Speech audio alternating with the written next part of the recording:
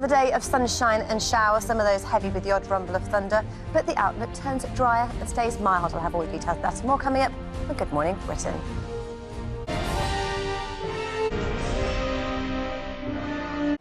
Good morning to you. The weather has been so mild lately. Lots of people saying why. Well, it's down to what's happening across the other side of the Atlantic. A buckle in the jet stream where they have extreme cold in the west and very warm weather in the east is actually moving its way, wiggling across the Atlantic, and we are on a similar sort of blocked pattern. The jet stream as well to our north, mild air is moving up from the south, and it means temperatures are above average, but with weather fronts close by, it also means there's a chance of rain. How warm are we compared to average? Well, a good 4 or 5 degrees, and the outlook stays relatively mild. Today, similar to the last few days, not just mild, also wet. Today is sunshine and showers, but not as heavy or frequent as those of yesterday, but still through central southern areas of Wales, where we've had a lot lately, lots of spray on the roads for your morning commute.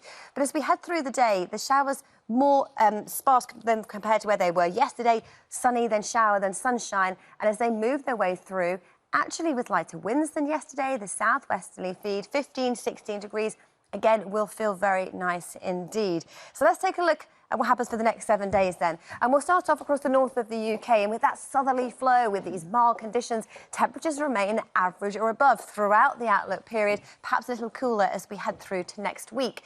How about the chance of rain? Well, with weather fronts close by, we have showers or rain most days.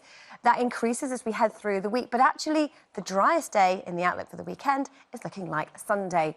Fortunes further south for England and Wales for the next 7 days. Well, again, temperature-wise, this is the big theme, staying average or above, maybe 16 degrees or average high. We could get to 17 or 18 as we head through the rest of the week. And then percentage chance of rainfall. Well, high pressure is closer to the south, and that keeps weather fronts at bay, and it means the outlook is looking drier. So, yes, we have these showers moving through today, but actually then, for the rest of the week and into the weekend with high pressure close by, it's looking largely fine and dry.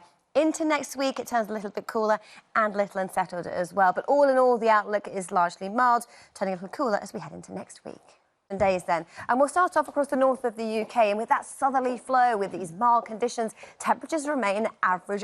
It had got very, very cold and rainy, but the sun is It is trying its hardest. The outlook is for it to turn drier, milder, with more sunshine. That's the name of the game. I'll have more on that in just a moment. But first, I just want to give you a quick roundup of what happened yesterday at COP27. And we're very much in this stage of this being the integration of making change. This is the implementation COP. And yesterday, the president of the now current COP27 launched a global plan to help the world's poorest communities, help with the impacts of climate change, the first ever adaptation plan.